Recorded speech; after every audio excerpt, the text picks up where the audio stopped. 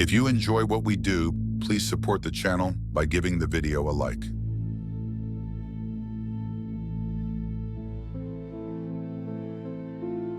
It is probable that everybody who is at all a constant dreamer has had at least one experience of an event or a sequence of circumstances which have come to his mind in sleep being subsequently realized in the material world.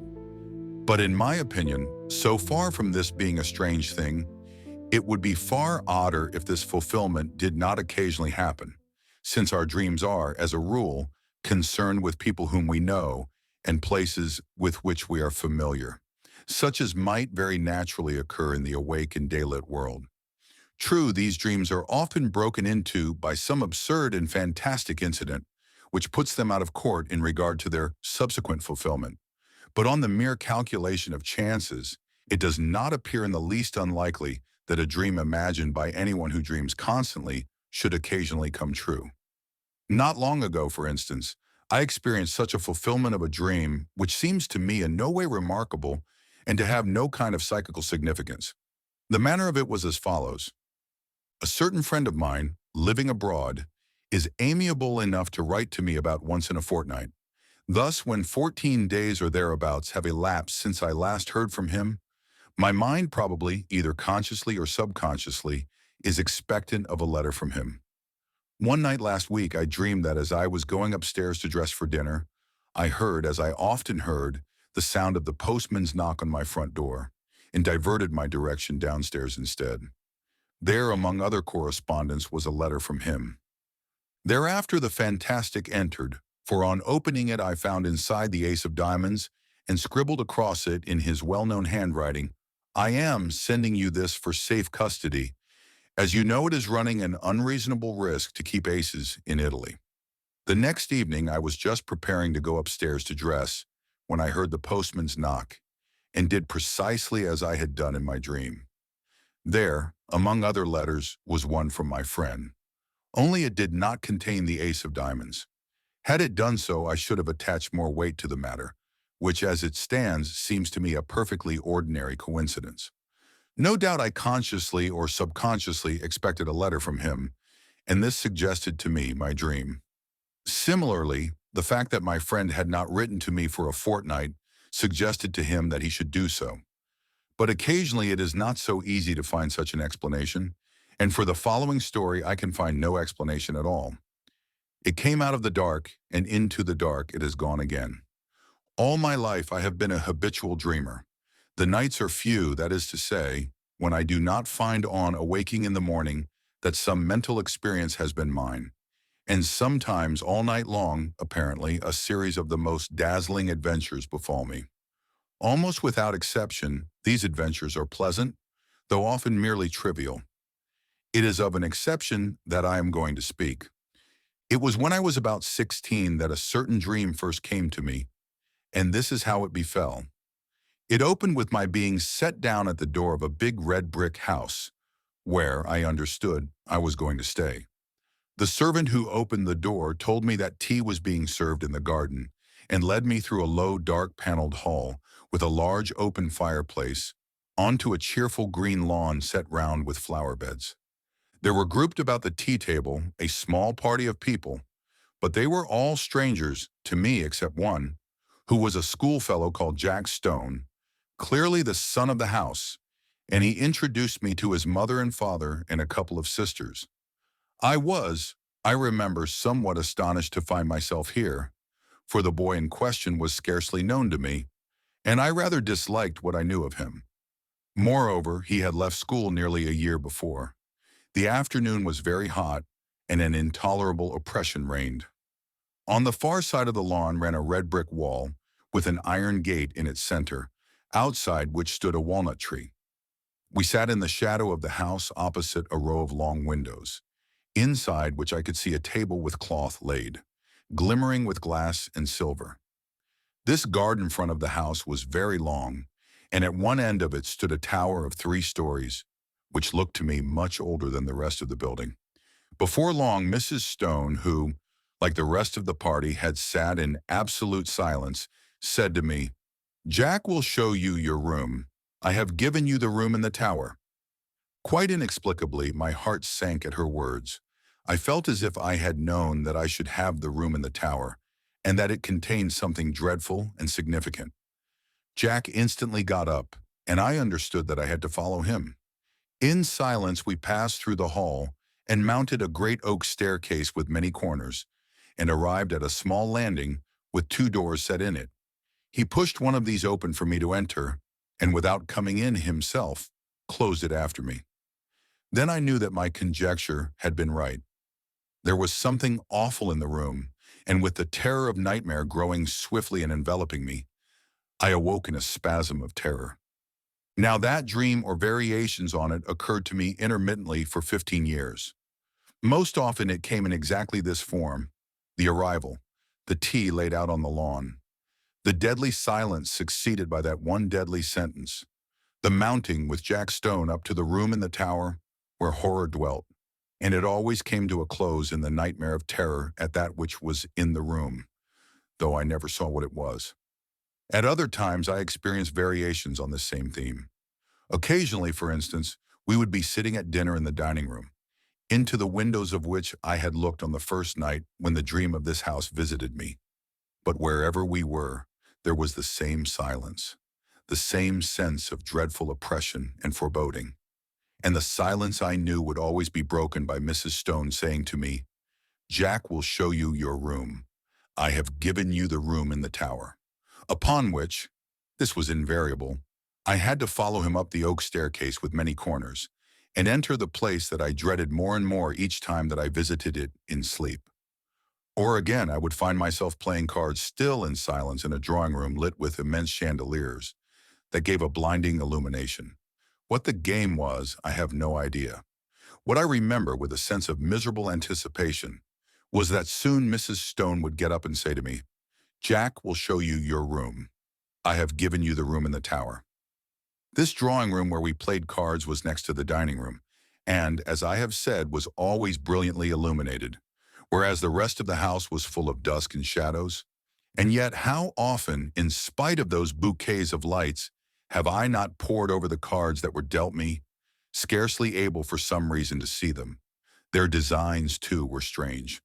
There were no red suits, but all were black, and among them there were certain cards which were black all over. I hated and dreaded those.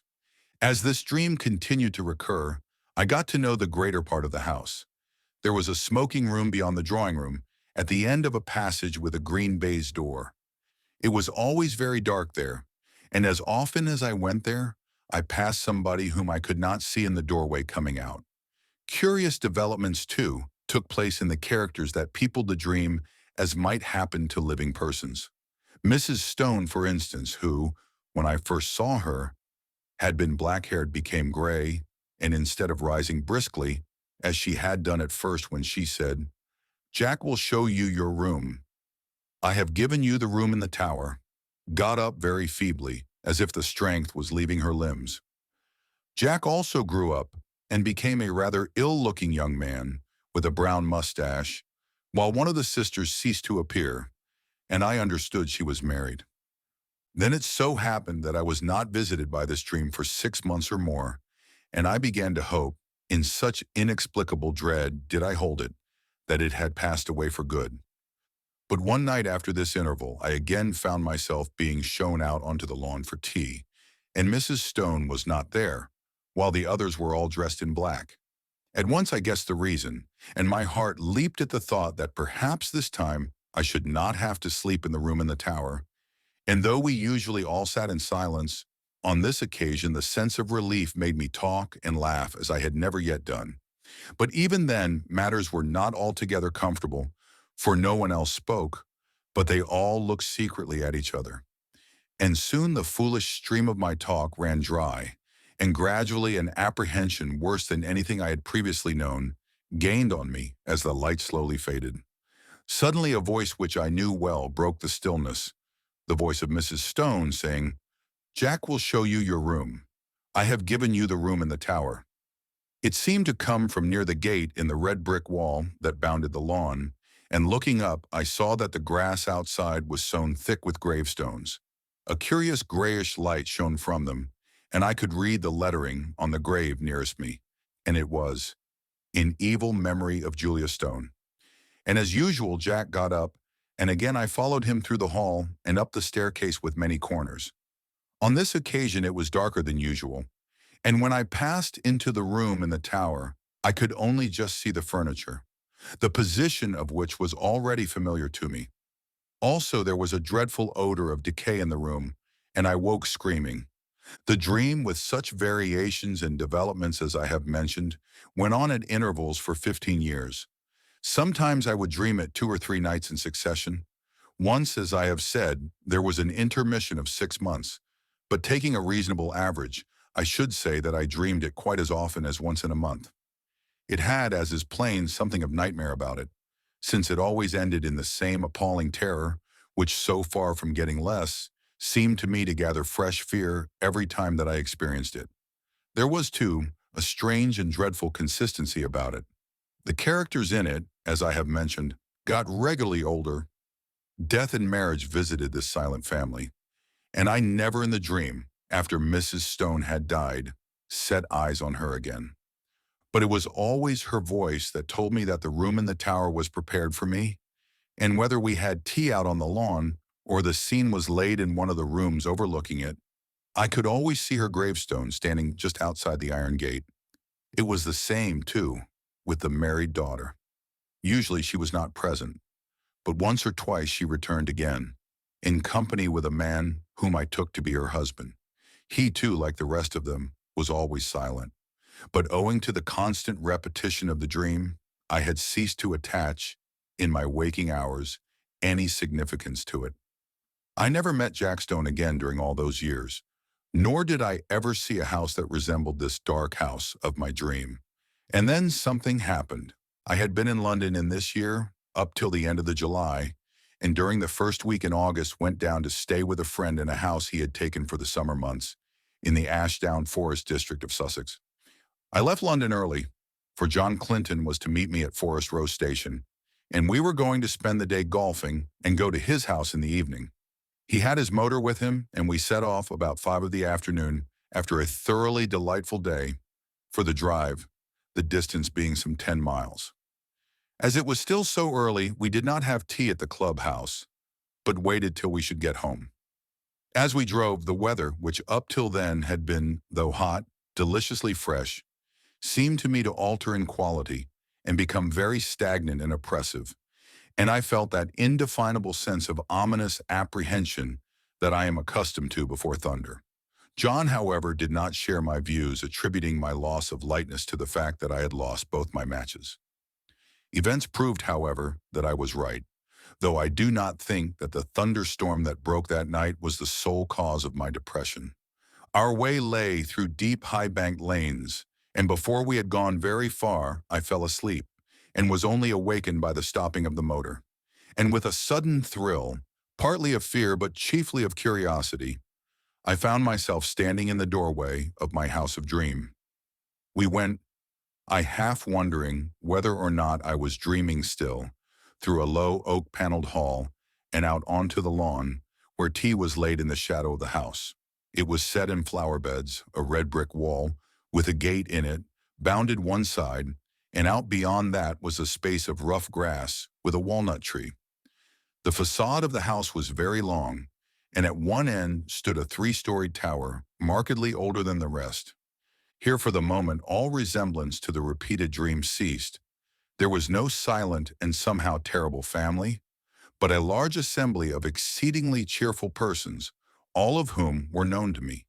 And in spite of the horror with which the dream itself had always filled me, I felt nothing of it now that the scene of it was thus reproduced before me. But I felt intensest curiosity as to what was going to happen. Tea pursued its cheerful course, and before long Mrs. Clinton got up. And at that moment I think I knew what she was going to say. She spoke to me, and what she said was, "Jack will show you your room.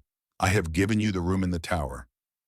At that, for half a second, the horror of the dream took hold of me again. But it quickly passed, and again I felt nothing more than the most intense curiosity. It was not very long before it was amply satisfied. John turned to me. Right up at the top of the house, he said, but I think you'll be comfortable. We're absolutely full up. Would you like to go and see it now?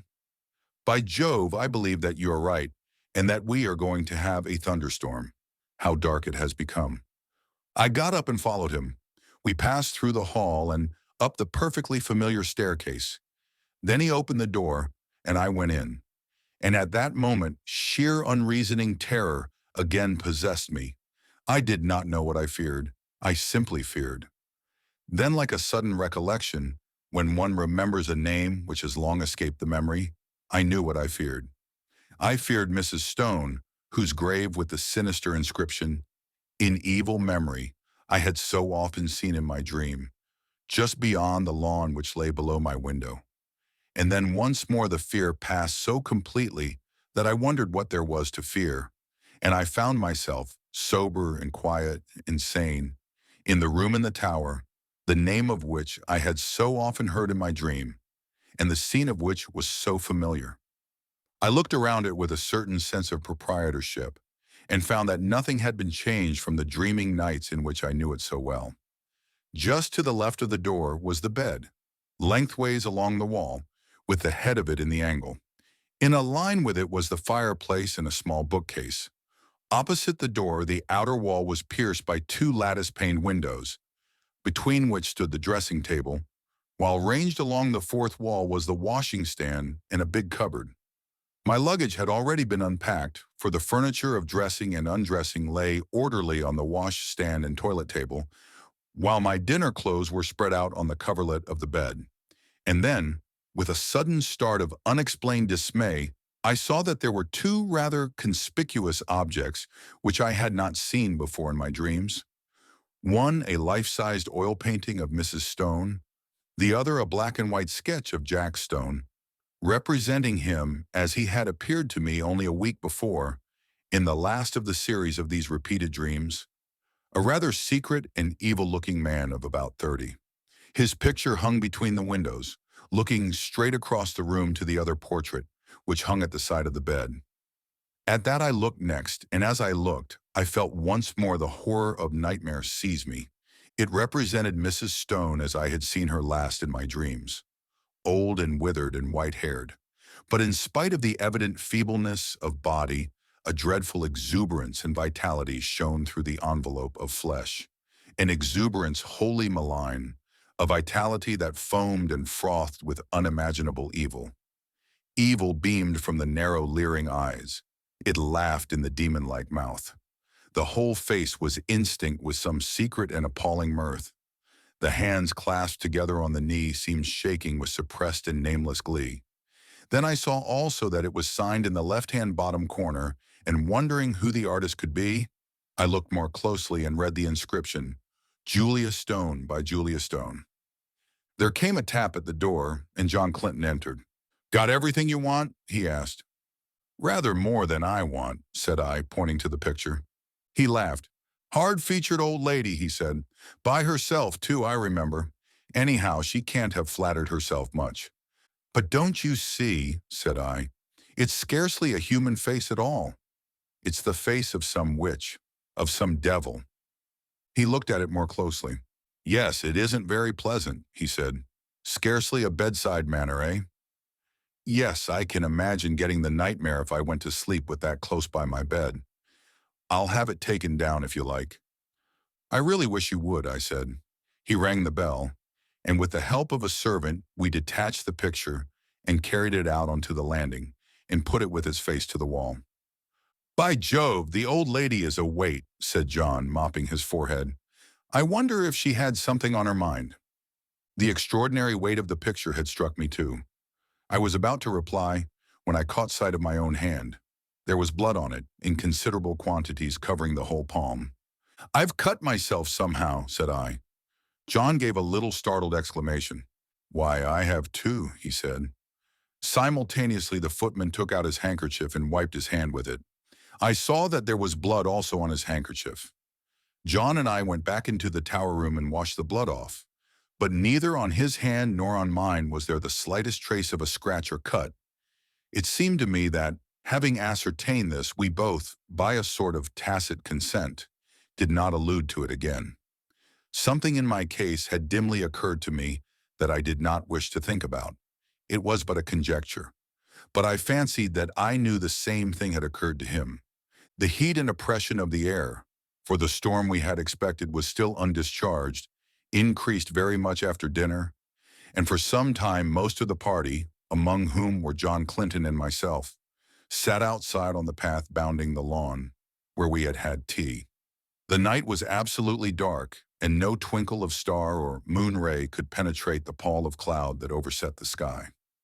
By degrees our assembly thinned, the women went up to bed, men dispersed to the smoking or billiard room, and by 11 o'clock my host and I were the only two left.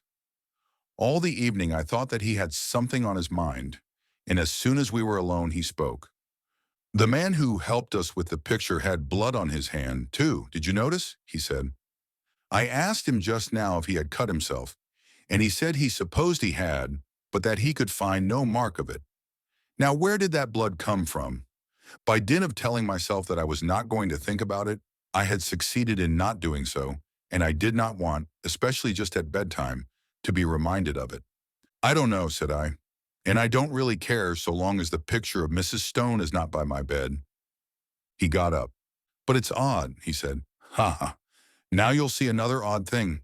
A dog of his, an Irish Terrier by breed, had come out of the house as we talked. The door behind us into the hall was open, and a bright oblong of light shone across the lawn to the iron gate, which led on to the rough grass outside, where the walnut tree stood. I saw that the dog had all his hackles up, bristling with rage and fright. His lips were curled back from his teeth, as if he was ready to spring at something, and he was growling to himself. He took not the slightest notice of his master or me, but stiffly and tensely walked across the grass to the iron gate. There he stood for a moment, looking through the bars and still growling. Then of a sudden his courage seemed to desert him.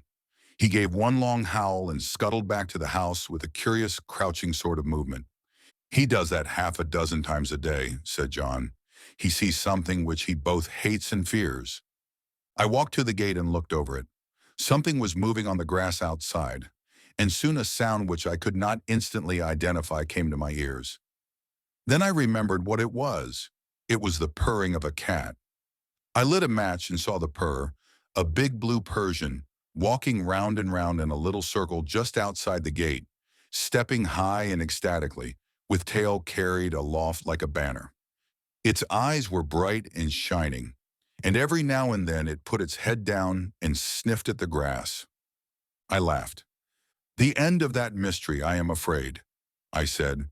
"Here's a large cat having Walpurgis night all alone." "Yes, that's Darius," said John. "He spends half the day and all night there. But that's not the end of the dog mystery, for Toby and he are the best of friends, but the beginning of the cat mystery. What's the cat doing there? And why is Darius pleased while Toby is terror-stricken?" At that moment I remembered the rather horrible detail of my dreams when I saw through the gate, just where the cat was now, the white tombstone with the sinister inscription. But before I could answer, the rain began, as suddenly and heavily as if a tap had been turned on, and simultaneously the big cat squeezed through the bars of the gate and came leaping across the lawn to the house for shelter. Then it sat in the doorway, looking out eagerly into the dark. It spat and struck at John with its paw, as he pushed it in order to close the door. Somehow, with the portrait of Julia Stone in the passage outside, the room in the tower had absolutely no alarm for me, and as I went to bed feeling very sleepy and heavy, I had nothing more than interest for the curious incident about our bleeding hands and the conduct of the cat and dog. The last thing I looked at before I put out my light was the square empty space by my bed where the portrait had been. Here the paper was of its original full tint of dark red. Over the rest of the walls it had faded. Then I blew out my candle and instantly fell asleep. My awaking was equally instantaneous, and I sat bolt upright in bed, under the impression that some bright light had been flashed in my face, though it was now absolutely pitch dark. I knew exactly where I was, in the room which I had dreaded in dreams, but no horror that I ever felt when asleep approached the fear that now invaded and froze my brain. Immediately after a peal of thunder crackled just above the house, but the probability that it was only a flash of lightning which awoke me gave no reassurance to my galloping heart. Something I knew was in the room with me, and instinctively I put out my right hand, which was nearest the wall, to keep it away, and my hand touched the edge of a picture frame hanging close to me. I sprang out of bed, upsetting the small table that stood by it, and I heard my watch, candle, and matches clatter onto the floor. But for the moment there was no need of light, for a blinding flash leaped out of the clouds and showed me that by my bed again hung the picture of Mrs. Stone. And instantly the room went into blackness again. But in that flash I saw another thing also, namely a figure that leaned over the end of my bed, watching me. It was dressed in some close-clinging white garment, spotted and stained with mold, and the face was that of the portrait. Overhead the thunder cracked and roared, and when it ceased and the deathly stillness succeeded, I heard the rustle of movement coming nearer me, and, more horrible yet, perceived an odor of corruption and decay. And then a hand was laid on the side of my neck, and close beside my ear I heard quick-taken, eager breathing. Yet I knew that this thing, though it could be perceived by touch, by smell, by eye, and by ear, was still not of this earth, but something that had passed out of the body and had power to make itself manifest. Then a voice already familiar to me spoke. "I knew you would come to the room in the tower," it said. "I have been long waiting for you. At last you have come. Tonight I shall feast. Before long we will feast together." And the quick breathing came closer to me. I could feel it on my neck. At that the terror, which I think had paralyzed me for the moment, gave way to the wild instinct of self-preservation. I hit wildly with both arms, kicking out at the same moment, and heard a little animal squeal, and something soft dropped with a thud beside me. I took a couple of steps forward, nearly tripping up over whatever it was that lay there, and by the merest good luck found the handle of the door. In another second I ran out on the landing and had banged the door behind me. Almost at the same moment I heard a door open somewhere below, and John Clinton, candle in hand, came running upstairs. "What is it?" he said. "I sleep just below you, and heard a noise as if, good heavens, there's blood on your shoulder." I stood there, so he told me afterwards, swaying from side to side, white as a sheet, with the mark on my shoulder as if a hand covered with blood had been laid there. "It's in there," I said, pointing. "She, you know. The portrait is in there too, hanging up on the place we took it from." At that he laughed. "My dear fellow, this is mere nightmare," he said. He pushed by me and opened the door. I standing there, simply inert with terror, unable to stop him, unable to move. "Phew! What an awful smell," he said. Then there was silence. He had passed out of my sight behind the open door. Next moment he came out again, as white as myself, and instantly shut it. "Yes, the portrait's there," he said, "and on the floor is a thing spotted with earth, like what they bury people in. Come away, quick, come away." How I got downstairs I hardly know. An awful shuddering and nausea of the spirit rather than of the flesh had seized me, and more than once he had to place my feet upon the steps, while every now and then he cast glances of terror and apprehension up the stairs.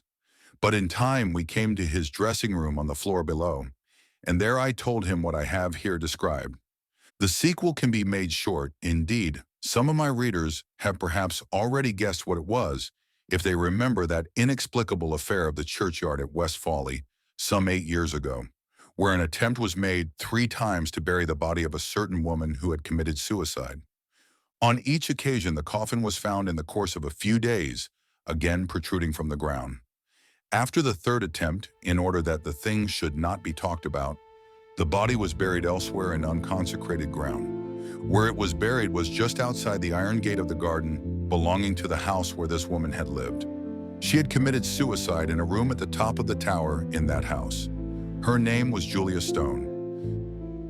Subsequently, the body was again secretly dug up, and the coffin was found to be full of blood.